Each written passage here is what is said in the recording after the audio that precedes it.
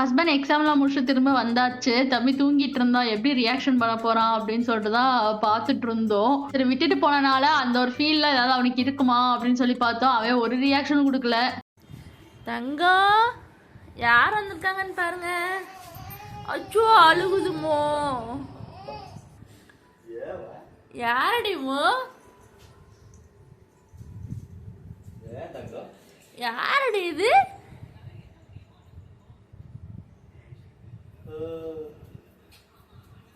பாஞ்சு நாளா உங்க டேடி உன்னை விட்டுட்டு போயிட்டாரு.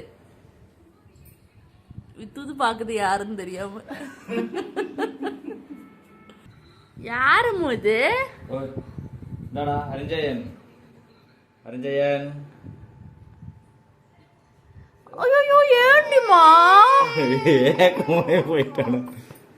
ஆக்சுவலா எப்பவுமே மார்னிங் வந்து எழுந்திரிச்சது மேக்ஸிமம் என் ஹஸ்பண்ட் தான் வந்து எனக்கு காஃபி போட்டு தருவாரு. அதுக்கப்புறம் தான் பாத்தீங்கன்னா நானும் தம்பி எழுந்திருப்போம். இப்ப எக்ஸாமுக்கு போனனால காஃபி வந்து போட்டு தர முடியல ஒரு நாள்ல. சரி வந்ததும் காஃபி போடுறேன்னு சொன்னாலும் சரி நான் ஸ்நாக்ஸ் ஏதாவது பண்றேன் அப்படின்னு சொல்லிட்டு தான் பிரெட் ஆம்லெட் வந்து ரெடி பண்ணிட்டு இருந்தேன். பிரெட் ஆம்லெட் வந்து இந்த மாதிரி பண்ணி பாருங்க, சூப்பரா இருக்கும். தக்காளி, வெங்காயம், பச்சை மிளகா, கொத்தமல்லி, கருவேப்பிலை இது எல்லாத்தையும் வந்து நல்லா சாப் பண்ணி எடுத்துங்க. நான் சாப்பர்ல போட்டது நல்லா சாப் பண்ணி எடுத்துட்டேன். அது கூட முட்டை சேர்த்திக்கோங்க. அதுக்கப்புறமா உப்பு, மஞ்சத்தூள், மிளகாத்தூள், கரம் மசாலா, அதுக்கப்புறம் கொஞ்சமா பெப்பர் பவுடர் போட்டுட்டு நல்லா வந்து இதை மிக்ஸ் பண்ணி விட்டுருங்க. ஃபர்ஸ்ட் வந்து ஆம்லெட் ஊத்திட்டு அதுல வந்து பிரெட் வைப்பாங்கல்ல, அந்த மாதிரி பண்ணாம இந்த பிரெட்டை பாத்தீங்கன்னா இந்த முட்டையெல்லாம் கலக்கி வச்சுக்கோல, அதுல நல்லா டிப் பண்ணி எடுத்துட்டு அதுக்கப்புறமா இந்த மாதிரி செஞ்சு பாருங்க, சூப்பரா இருக்கும். பிரெட் ஆம்லெட் நான் ரெடி பண்ணதுக்கு அப்புறமா சரி 2 பேர் சேர்ந்து காஃபி போடலாம்னு சொல்லிட்டு காஃபி தான் ரெடி பண்ணிட்டு இருந்தோம்.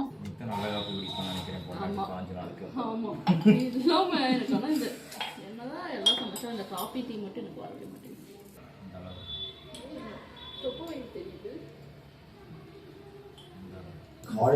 நீ எழுந்துச்சு எனக்கு காஃபி போட்டு தராங்க எல்லாம் போயிட்டு